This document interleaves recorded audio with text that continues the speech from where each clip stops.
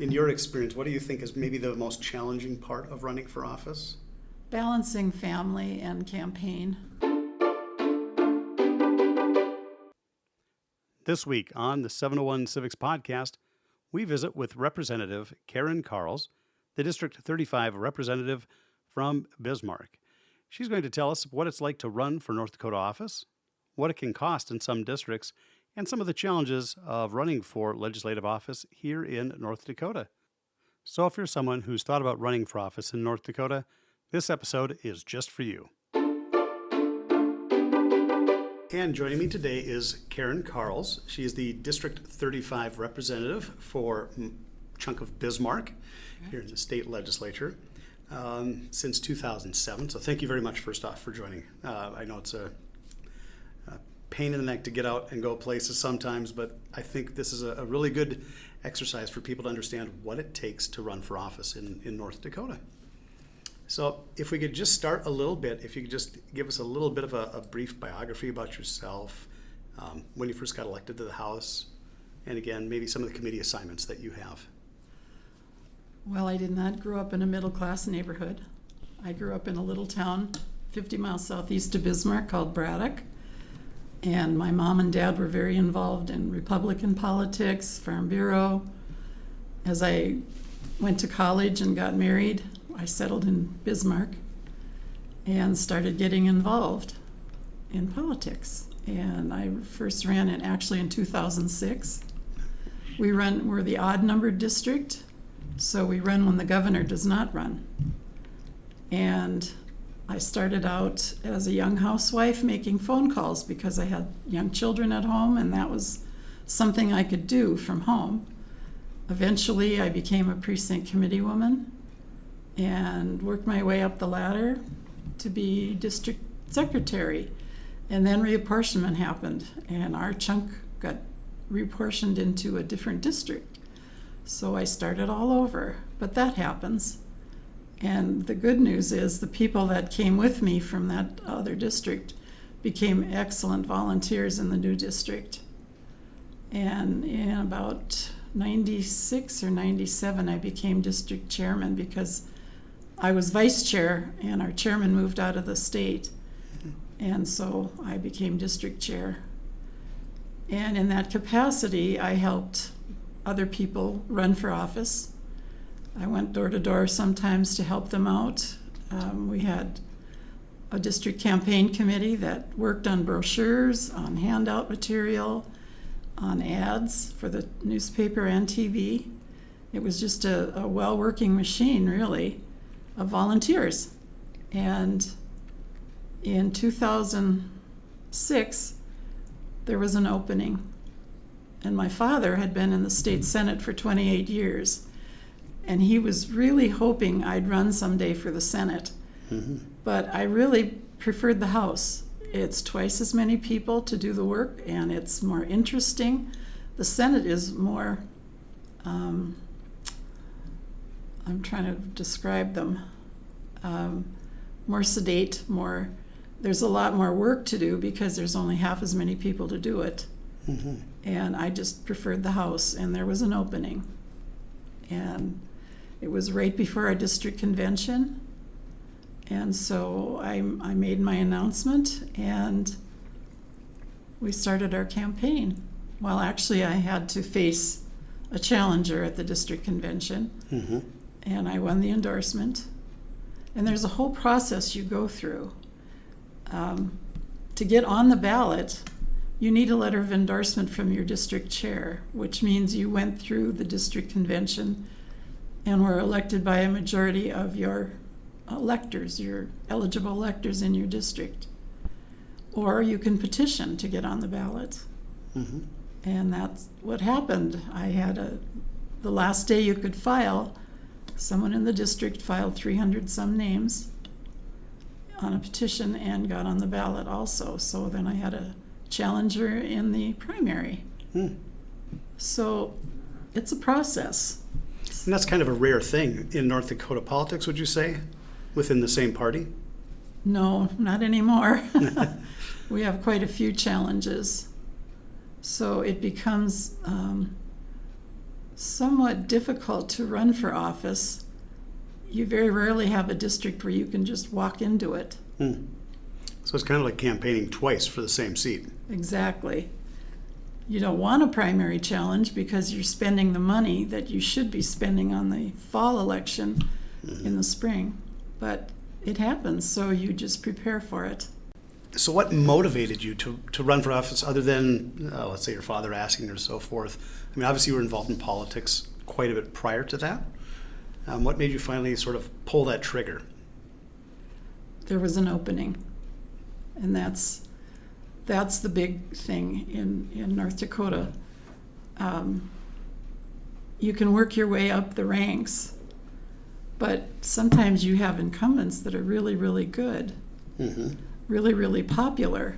It's very difficult to get your toe in the door, so you help out in other ways, and you can be involved. I actually worked as a page in the House for one session. The next session I came back as chief page, and the following session. So I thought I really knew my way around. The learning curve is very steep, though.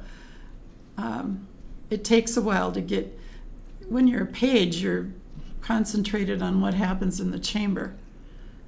When you're an actual legislator, a lot of the work goes on in the hearing rooms. And you have to learn how to have a bill drafted. You have to learn how to get sponsors. You have to learn how to deal with the different committees you have to testify in front of. You have to get people to come testify on your bill, hopefully in favor of it. There's just a lot of different details you aren't aware of. Yeah. So obviously the party plays a portion of help candidates and so forth. How do you file with candidacy with, say, the Secretary of State to let them know you're running? What's that process ahead of time? Are there timelines for you to file with the state? Actually, for the legislature, you file your petition, I believe, with the county auditor. Okay. To get your name on the ballot as a candidate in that in that district, in that county. And so what were some of the challenges faced during campaigning? Think of perhaps financing. I know we focus on the big U.S. Senate races and U.S. House and how much monies are spent there. It doesn't seem like there's a lot of information on how much is necessarily spent by local candidates. How much does it typically cost to run for a House or a state Senate seat in that regard? You'll be shocked. A district in Bismarck, which is an urban district, is between $70,000 and $100,000. And as a first-time candidate, it's really difficult to raise that money because you don't have a track record. You might not have real good name recognition. Those are all things you kind of build up to. As a first-time candidate, our district sent out a fundraising letter to our largest supporters. Not necessarily our richest supporters, but people that we felt confident would back our candidacy. And that's how we started our first campaign, to get people with a little skin in the game to support us. Then we went door to door constantly. And one of my fellow candidates was a teacher, so she really wanted to start in the summer. And now a lot of campaigns still do that because early voting, those votes are cast sometimes late September. So if you don't start till after Labor Day, you're way behind. Sure. And is that money, is that kind of mostly print ads, TV, radio kind of expenditures? Well, the first thing you want is a brochure. And in our district, we usually print 10 to 12,000 because when we go door to door, we don't do it together. I mean, as a woman, it would be nice to have a male candidate on the other side of the street, although our district is a pretty safe district. But it really makes you more visible if you take a precinct at a time and then switch. And the campaign brochure You need to lay that out. You need to have your talking points, your pictures, and really, I guess the first thing you do before you print that brochure is have a photographer take your pictures. Mm-hmm. Now, some candidates feel that a cell phone picture works great. Mm-hmm. Others get a professional to do it. A lot of people take them outdoors because the lighting is good and it's prettier scenery. Mm-hmm. And then some people just do a palm card. It's not like a trifold brochure. It's just something easy to hand to people or tuck in a doorknob. Sure. Has the internet and social media changed campaigning at all? Well, I noticed in this last election, I was getting a lot on my Facebook feed, a lot of candidate commercials. Mm-hmm. 2 years ago when we ran, it wasn't quite that big, but it was starting. And it helps to have a younger candidate on your side of the ballot that knows their way around the social media stuff. It kind of goes back to the staffing question a little bit. So obviously if you're running and you've ran several times, you've got key people that you depend on for different tasks. Do you have like a specific campaign manager and other people, or is it all in your lap?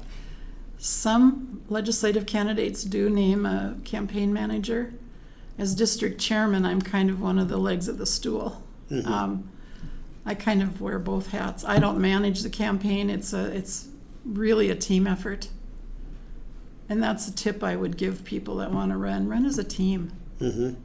It really, really helps you have each other's backs. Yeah, with other members of the district. Right. Yeah.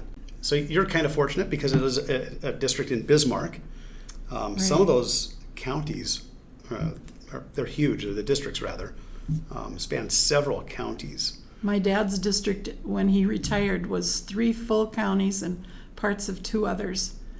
So there you're dealing with a county newspaper in each county, whereas if you're running in Bismarck, it's the Bismarck Tribune is the only game in town.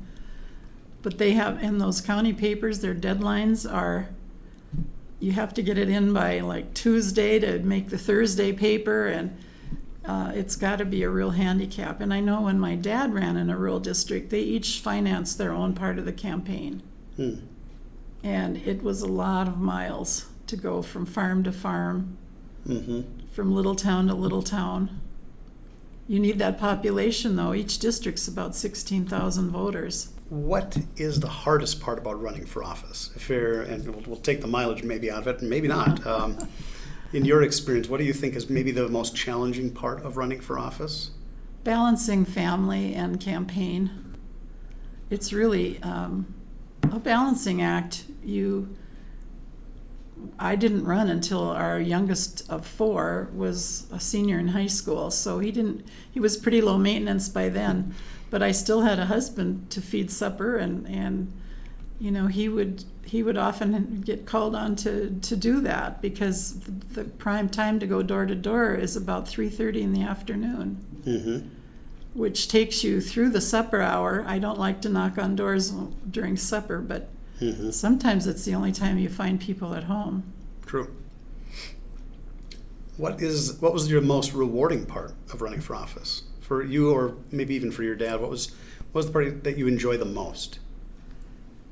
I know my dad really enjoyed getting things for the people of his county. Yeah, he'd say to me, Karen, if you don't know what's good for your district, you don't belong there. But the committees I'm on, really, I'm on Judiciary and Government and Veterans Affairs. They don't do with the appropriations part of it. But I'd say the most rewarding part is public service. It's kind of in my genes. Yeah. When you're going door to door, do you find that most people are interested in North Dakota politics, the goings on, and so forth? What's the general feel of those who you get to represent? Well, finding people home is a challenge. They're very nice. I start in my home precinct, and it is such a morale booster because a lot more people know me personally around the place where I live. When I get further over to the far west end of the district, not so much. But I get my steps. That's another great thing. And a lot of people just are happy to see you at their door. Yeah, are people kind of surprised that the legislative candidate is showing up? Especially if they've moved here from other states. That's a real mind blower. Mm-hmm. Not used to the small size. Right. So what did you learn about the campaign process that you might not have known coming into it years ago? Was there anything that you were surprised at, the monetary amount or the time commitment? All of the above. It is a huge time commitment. I was fortunate. I made wedding cakes in my home for 40 years. People don't get married in North Dakota between January and about May. Mm-hmm. So being in the session was a perfect fit. And it's only every other year. Mm-hmm. So in that way, it was really a nice deal for me. Mm-hmm. And then the volunteer work outside of that is same deal. Those months that they really needed help, I was free until June. Mm-hmm. And then I got hit with a lot of cakes. Right. Regarding legislators, I mean, we know that now there's term limits in North Dakota. Was there ever kind of a time when legislators were sort of expected to retire out to be replaced? Or was that always just more of just the individual choice of legislators just to go, I'm done, I'm kind of stepping aside? That is a big question. I've seen districts where somebody, you're pretty sure they're not going to run, but they will not come out and announce it. Mm-hmm. And that's real frustrating. You would hope to find your replacement, mm-hmm. but that doesn't always work out. I think when you're getting close to retirement, you should look around your district and come up with some names of people that you think might be a good fit. At one time, my dad was very involved in recruiting candidates for the Senate because the other party had a dominance for years. And he and another senator decided to recruit 10 or 11 candidates, and I think they got 10. Hmm. And one of them is Randy Chrisman, who's now on the Public Service Commission. Sure. But they were almost able to flip the Senate that year. But they looked for people that were sort of visible in the community, had a good track record as far as public service or involvement.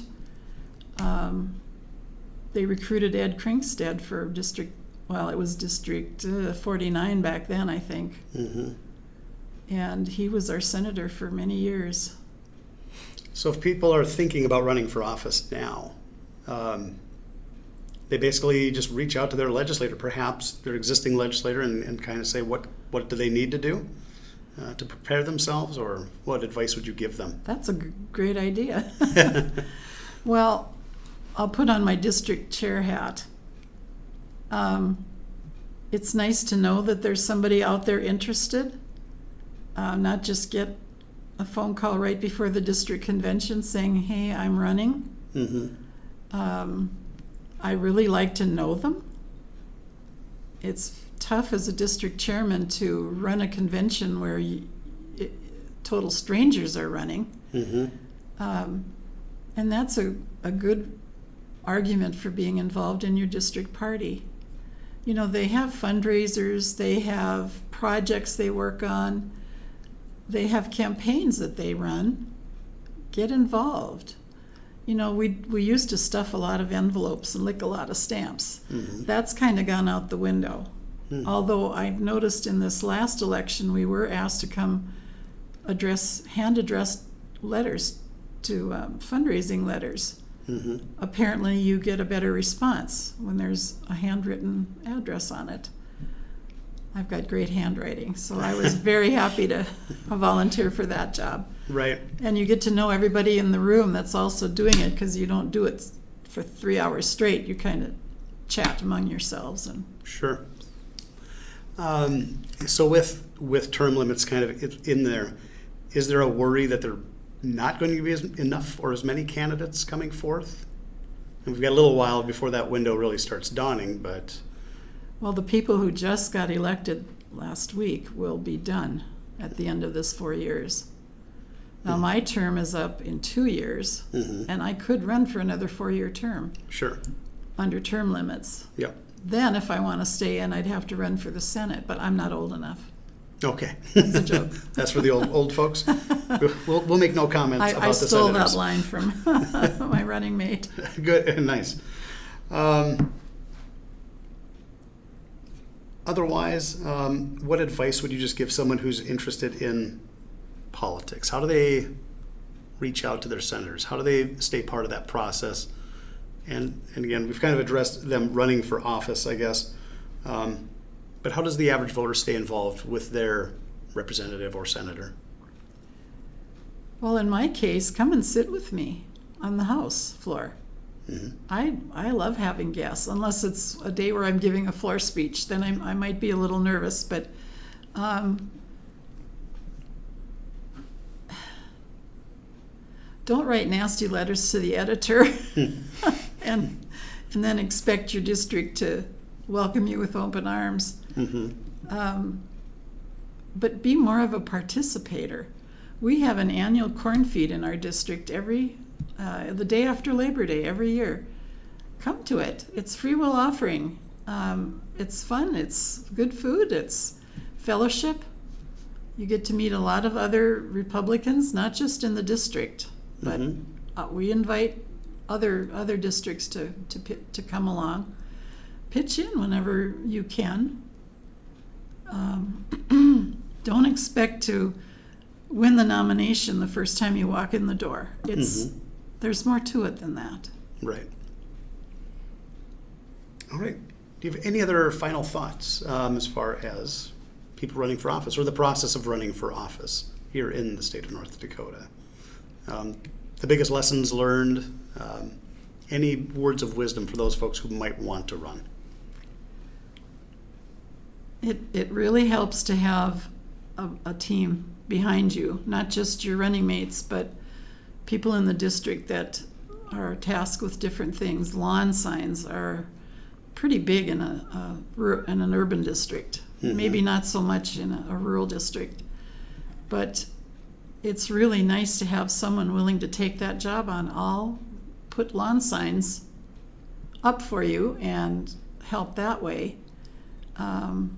Some districts go so far as to stand on a street corner and pass out cups of coffee during rush hour. It really varies. Some districts are definitely more fun than others. But it helps to be a team player. And not just criticizing. Okay, it's okay to criticize, but come up with a solution. Well, maybe I'll ask one more follow-up question. How many people, when you're running for your seat, how many people help you out? 5, 10, 20? Do you have a rough number of how many people say, Karen, I want to help? It's probably a core group of about 12. Okay. And we used to do door-to-door drops. That took a lot of kids to help with. But you had to do drivers. You had to have adult drivers always. You divided up the map so that you weren't putting brochures on doors in somebody else's district. And that's how you learn the system, the ins and outs of running and what it takes. Now, we haven't been able to do drops for a few years.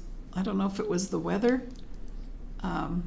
But you strategically plan your campaign.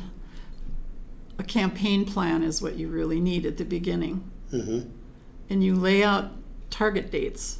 We're going to have our pictures taken by this date. We're going to have our brochures finalized by this date.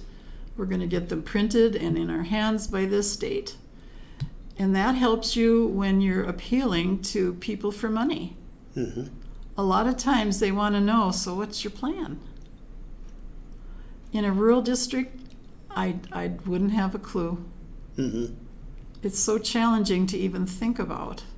I can walk from one end of my district to the other in one day.